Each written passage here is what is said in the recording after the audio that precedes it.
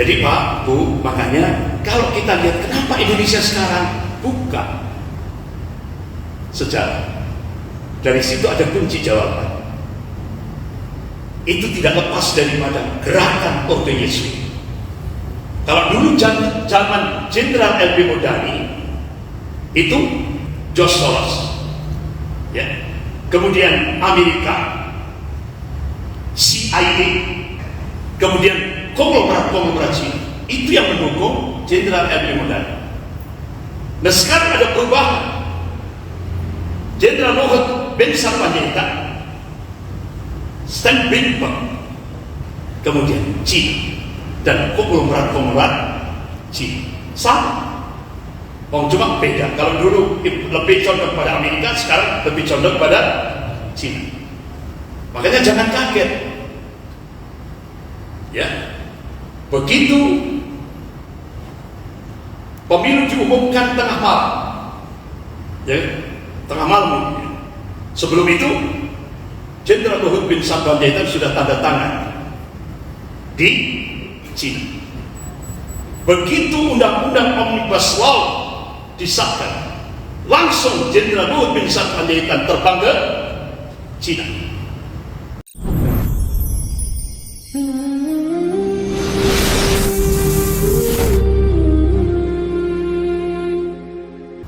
Bapak-bapak, Ibu yang dirahmati. Nah, kembali lagi. Tadi kan sudah saya sampaikan, kenapa di Indonesia terjadi seperti sekarang? Kuncinya apa? Kembali ke buka sejarah. Nah, di Indonesia ini ada tokoh komandan operasi yang dilakukan oleh sebuah organisasi rahasia clandestine di bawah tanah yang dimotori oleh Peter Buck. Namanya Ordo Jesuit. Titelnya SJ, Serikat Jesuit.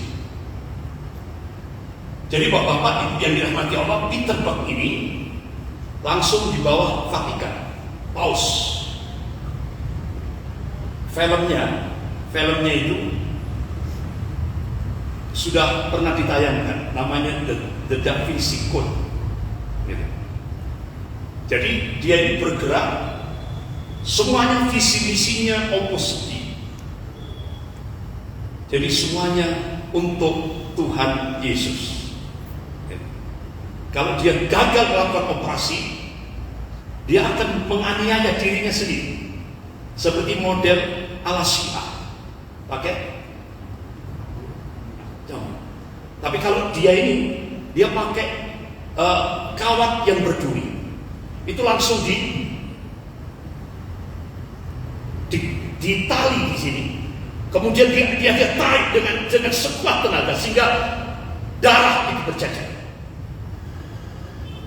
Itu untuk menghukum dirinya kalau sebuah operasi itu gagal. Jadi ini sudah difilmkan di Indonesia, judulnya The Da Vinci Code.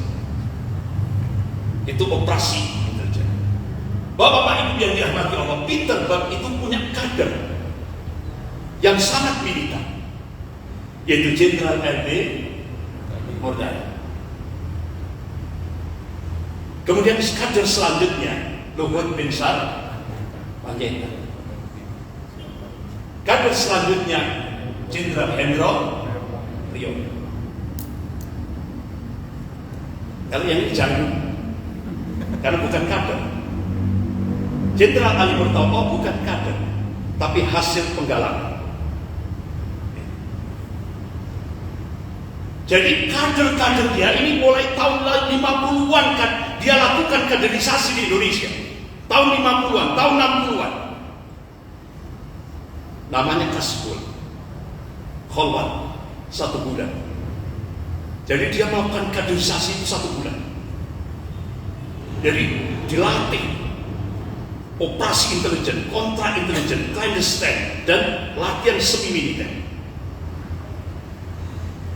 Dan kader-kader Ordo Yesuit ini, bapak-bapak yang dirahmati Allah, tingkat global. Jadi tingkat global itu jumlahnya kurang lebih 33.000, disebar di seluruh dunia. 33.000 kader.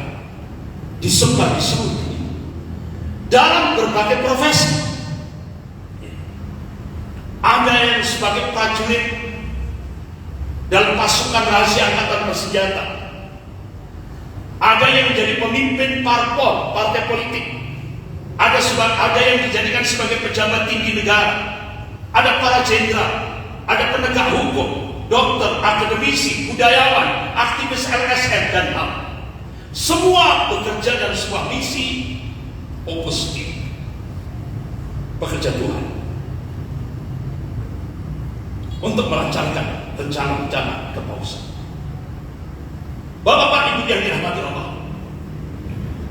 Jadi kalau di Indonesia, kader-kader Peterburg ini, diantaranya Albertus Sudya Pranata, ini uskup pribumi pertama di Indonesia. Ada Justinus Dharma Yuwono, kardinal pribumi pertama. Ada orang Itali, tapi sudah jadi warga negara Indonesia, namanya Franz Magni Sosino, titelnya SC, Serikat Yesus. Ada budayawan Romo Setiawan, ini aktivis HAM. Ada Johannes Baptista Sistra, ekonom kerakyatan. Ada Muji Sureto, budayawan, Ignatius Wibowo Wisono, Cinalogi, dan Jenderal LB Modani. Jadi bapak-bapak ibu yang dirahmati Allah, kalau dulu ada Jenderal LB Modani, sekarang ada Jenderal LB Panjaitan. Itu kader Ordo Yesus. Dulu pada masa Orde Baru yang merajai Jenderal LB Modani. Nah sekarang yang merajai siapa? Luhut bin Sarpanjaitan. Jadi Pak, Bu, makanya kalau kita lihat kenapa Indonesia sekarang buka sejarah, dari situ ada kunci jawaban. Itu tidak lepas daripada gerakan Ordo Yesus. Kalau dulu zaman Jenderal LB Modani itu George Soros, ya. Kemudian Amerika, CIA, kemudian konglomerat Cina, itu yang mendukung Jenderal LB Modani. Nah sekarang ada perubahan. Jenderal Luhut bin Sarpanjaitan, Sten Binpeng, kemudian Cina dan konglomerat Cina sama. Cuma beda. Kalau dulu lebih condong pada Amerika, sekarang lebih condong pada Cina. Makanya jangan kaget. Ya, begitu pemilu diumumkan tengah malam, ya, tengah malam. Sebelum itu, Jenderal Luhut bin Sarpanjaitan sudah tanda tangan di Cina. Begitu undang-undang Omnibus Law disahkan, langsung Jenderal Luhut bin Sarpanjaitan terbang ke Cina. Ya. Nah, jadi semuanya itu tidak lepas daripada gerakan Ordo Yesus. Jadi kalau dulu Jenderal LB Modani, sekarang ada Jenderal Luhut bin Sarpanjaitan yang kata orang-orang umum menteri serba bisa, ya kan? Menteri serba bisa. Kalau tokoh-tokoh itu menyebut the real presiden yang sesungguhnya. Jadi seperti itu. Bapak-bapak ibu yang dirahmati Allah. Jadi kader-kader Peterburg ini disebar di Yogyakarta, Solo, Bandung, Purwokerto, Malang, Surabaya, Semarang, Manado. Malang ada kader-kader Ordo Yesus. Hanya kita saja yang datang, ya kan? Bapak-bapak ibu yang dirahmati Allah. Bahkan Ordo Yesus mengkader konglomerat Cina. Di antaranya Haichen Silalahi, Lim Bianqi atau Yusuf Wanani, Lim Biankun atau Sofyan Wanani. Ini kader-kader the best yang dikader langsung oleh Peterburg. Jadi bapak-bapak, ibu yang dirahmati Allah, saat pasca 65, Letkol apa kolonel Sarwo Edi Wibowo waktu itu? Kolonel Sarwo Edi Wibowo, komandan RPKAD, bersatu dengan umat Islam menghabisi common enemy, yaitu komunis. Jadi saat ABRI dan umat Islam bersatu melawan common enemy, musuh bersama yaitu komunis, Peter Berg langsung memanfaatkan situasi itu untuk langsung masuk pada inner cycle kekuasaan. Siapa yang paling dekat dengan Presiden Soeharto? Akhirnya diperoleh jawaban.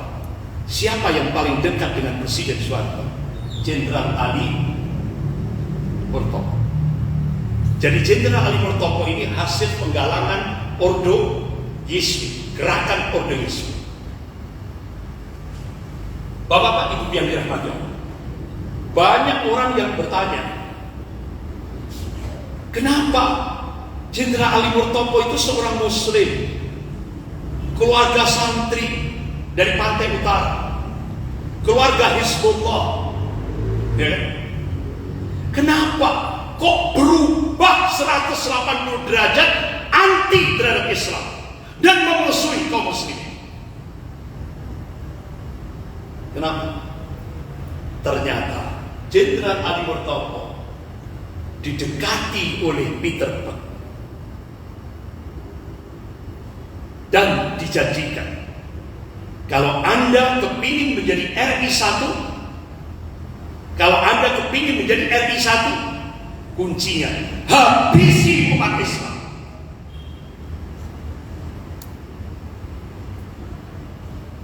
Ini terungkap oleh wartawan majalah Tempo pada saat kampanye pemilu 1971. Jenderal Ali Murtopo memberikan satu statement, I will be the next president. Sehingga akhirnya Jenderal Ali Murtopo melakukan rekayasa intelijen untuk menjebak umat Islam di Indonesia. Kenapa? Beliau berambisi menjadi RI 1. Syaratnya habisi umat Islam. Dan ini yang membongkar adalah Jenderal Suwito. Kenapa? Waktu itu musuh-musuh Jenderal Ali Murtopo tidak hanya umat Islam, ada perwira-perwira ABRI yang dianggapnya sebagai perintah, di antara Pak HR Darsono, Kemal Idris, Pak Sarwo Edi Wibowo, dan Jenderal Sumitro waktu itu sebagai Pangkop Kamtib. Jadi bapak-bapak, ibu yang dirahmati Allah, akhirnya Jenderal Ali Murtopo menggerakkan operasi intelijen sejak tahun 1970. Korlapnya, koordinasi lapangannya, Jenderal RB Mordani. Aktornya Jenderal Ali Murtopo. Hasil penggalangan daripada pendekatan yang dilakukan oleh Peter Berg, seorang tokoh Ordo Yeswi di Indonesia, yang sudah melakukan kaderisasi sejak tahun 50, 60-an. Yang pertama tahun 1970, Jenderal Ali Murtopo mengangkat Nur Hasan Ubaidah dari Kediri untuk dijadikan imam Islam Jamaah. Tujuannya apa? Untuk menghancurkan Islam dari dalam. Makanya jangan kaget, Islam Jamaah itu punya manhaj dalam beragama. Dia pakai sistem mangkul. Sistem mangkul itu semua apa katanya Amir. Nah kalau di kita itu semua apa katanya Ustadz, gitu ya. Semua apa katanya Amir. Jadi kalau ada hadis sahih rawahu Bukhari, belum disampaikan amirnya, tidak boleh diamalkan. Tidak boleh diamalkan, walaupun itu hadisnya Sahih Bukhari. Itu pakai sistem angkut. Yang kedua, manhajnya selain Islam jamaah, kafir. Hatta itu ibunya sendiri kafir. Sekolah adan bisa dulu, nanti saya tambah sedikit.